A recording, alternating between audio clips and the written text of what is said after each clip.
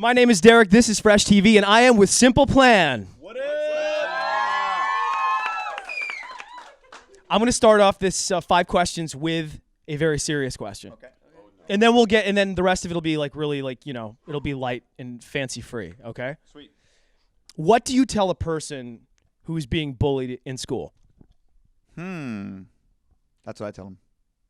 No, I would say that that it gets better. I think that a lot of people that probably are the bullies in school end up later on in life not being not doing so great, because I think people that have compassion and people that are not preoccupied by that kind of waste of time end up thriving later in life, and the ones that are all caught up in that kind of just stuff that doesn't really matter are the ones that maybe later in life won't be so great. So it passes it, and I think that it's important to not let it get you down too much, and to ignore it. I think the best way is to just walk away and just be like, hey, I'm not going to take part in this. The reason I asked that question is because, growing up in high school, like I watched a lot of that happen, and like you guys are my number one go-to song. And so I thought to myself, like, Simple Plan was like our outlet for, feeling better and feeling like we weren't oppressed by that kind of like behavior in school. So that's what the genesis behind that question was. So what about you? I think the same. I mean, it's hard not to let it get to you, because sometimes people use words that they don't realize the power of those words. But try not to let it get to you, and don't take it personally, I think it's important to communicate. You have to find someone around you to talk to, and I think it's important to express how you feel. And yeah, music is a great outlet. You got to find some kind of outlet at some point, especially when you're growing up as a teenager. There's so much going on. You need some way to express yourself, whether it's through sports, music, arts, writing. And you know what?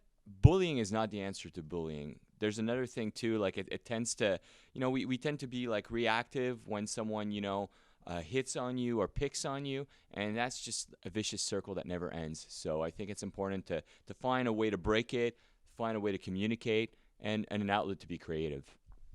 Listen to Jeff, the dad here. He knows what he's talking about. You are a dad? How old are your kids? 5, 7, and 8. All right, you have 3 kids. Yeah. Working hard. Yeah, you have no idea. I don't sleep. All right, you guys find a $20 bill on the ground. Somebody drops it walking into the train. What do you do with that? Do you track them down? Do you take it? Do you go buy like froyo with it? Like, what do you do with it?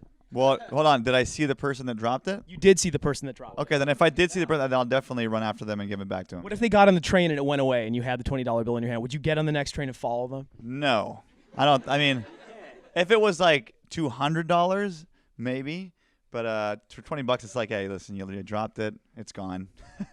If you're gone, it's mine now. if you're gone, It's called you're finder's gone. luck. Finder's luck. Come on. 20. I mean, if the person's accessible, definitely you have to give it back. But at some point, there's so much you can do, See, I envision like I'd track the person down and that those karma points would come back to me like tenfold. I'd like to think that, but the hustle that you'd have to have. Here's the thing. Maybe that 20 is karma already coming back to you from something else that you did. So Oh!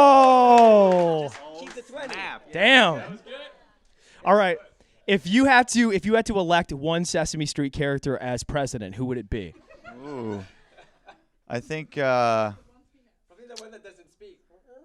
No, I think probably Big Bird, because very peaceful character, very diplomatic. I think. Yeah, Big Bird.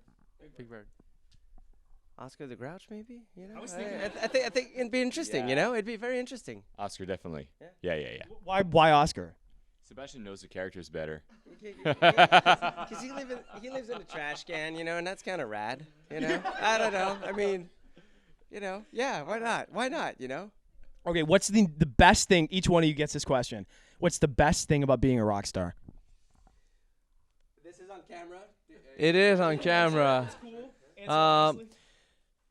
Getting free mojitos. Any particular place you like to go to get free mojitos? Richmond, Virginia. I don't know. Our boss is from Richmond. Boss, where do you get the best mojitos in Richmond?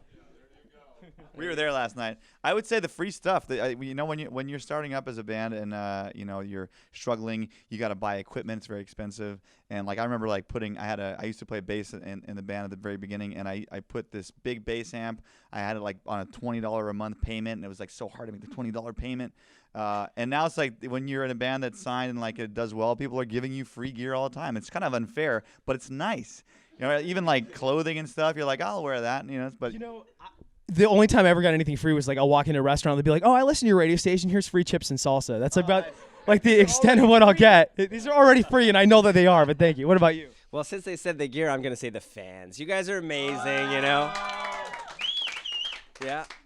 I'm a nerd playing guitar for a living, and I got a really beautiful girlfriend. I gotta say that's probably the best part of it, because I really wouldn't have that hot of a girlfriend if I wasn't in a band. Let's be real. I don't think that we'd be able to get any of those hot girls if you weren't in music or we weren't in music. 100%. We often get the people that we don't deserve. It's weird. I don't know why that happens, but Because I'm in a band. that's really the yeah, because you're in a band. So, that's true. That's true. I don't deny that. You know, sometimes positions in your life get you things that you wouldn't otherwise have. It's weird.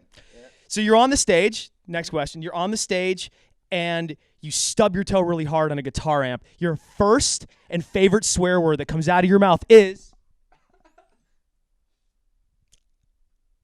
You can say it. I can't say it. Can we say that, right? you can probably believe it. Tabarnak. Yeah, we're French. Oh, you're French.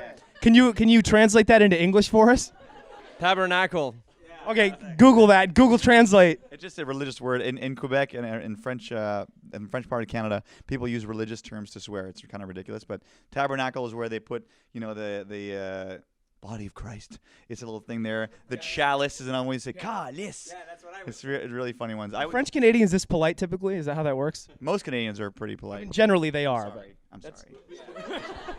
Yeah, I'd probably say I'm sorry to the amp. That's what I would say if I stubbed my toe on the amp. How Canadian of you? How Oh, I'm Canadian sorry. of I you? hope you're all right. I would use the F word for sure. For sure. I'm not gonna say Yeah, it. no, I'm telling. You know, in America, there's a lot of sexual words that, you know, express know exactly what anger you're and saying. fear. Mm-hmm. Fear. Okay, yeah. Well, I was having such a good time. Is that 5 questions already? It's 5 questions. Thank you, guys. Simple plan. 5 questions on Fresh TV.